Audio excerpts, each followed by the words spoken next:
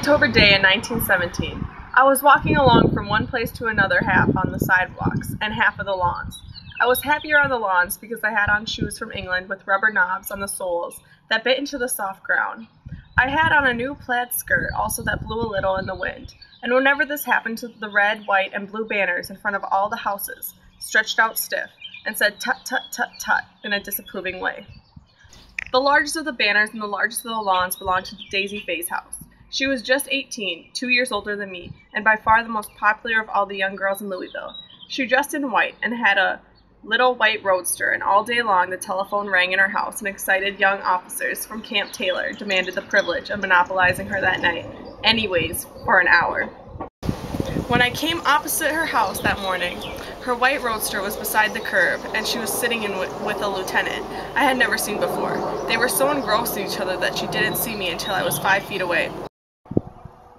Oh, Jordan, will you please come here? Are you going to the Red Cross tonight to make bandages? Yes, I am. Oh, will you be able to tell them I'm not able to make it tonight? The officer looked at Daisy while she was speaking in a way that every young girl wants to be looked at sometime. And because it seemed romantic to me, I have remembered the incident ever since. His name was J. Gatsby, and I didn't lay eyes on him again for over 4 years.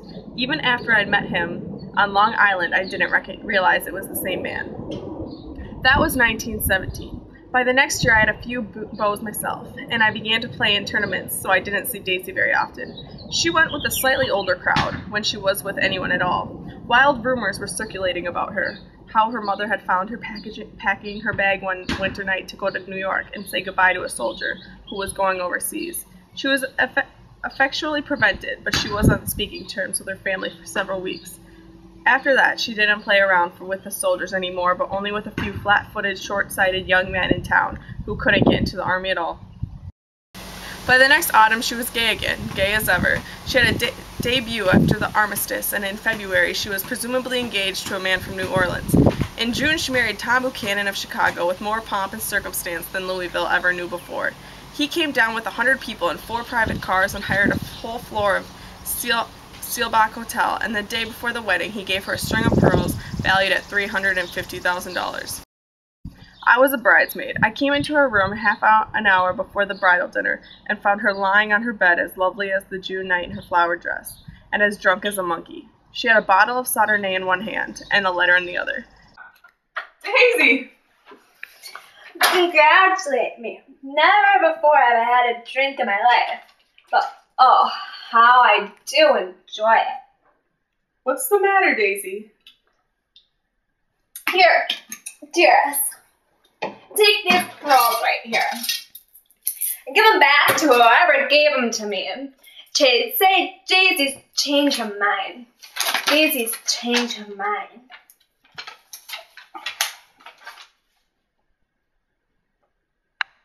I was scared, I can tell you. I'd never seen a girl like that before. She began to cry. She cried and cried. I rushed out, found her mother's maid, and we locked the door, and got her into a cold bath. She wouldn't let go of the letter. She took it into the tub with her and squeezed it up into a wet ball, and only let me leave it in the soap dish when she had said that it was coming to pieces like snow.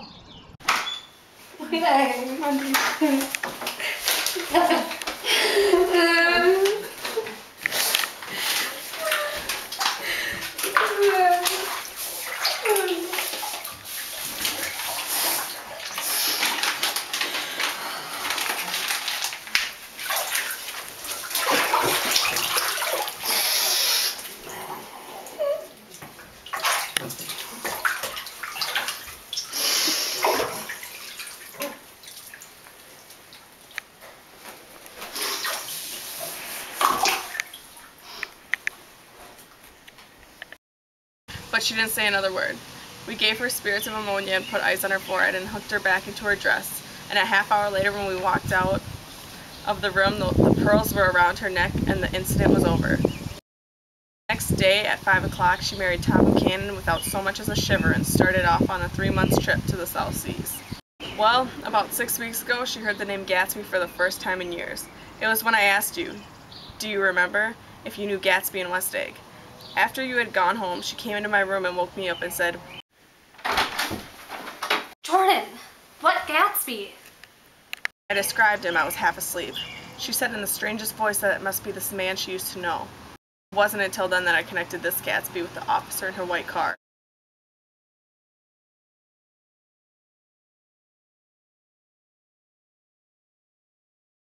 Him, you guys. I'll just give directions. Yeah, Morgan. Wink. Now. Oh, you look so happy. Play thumb war. What? Play thumb war. Play thumb war. It's really cute. Well, just get in the shot. There you go. This is our pet turtle. Our pet turtle. Yeah. It already peed. It's peeing. It's peeing. Do I make you nervous? Okay, that's recording. Okay, we're recording. At each other.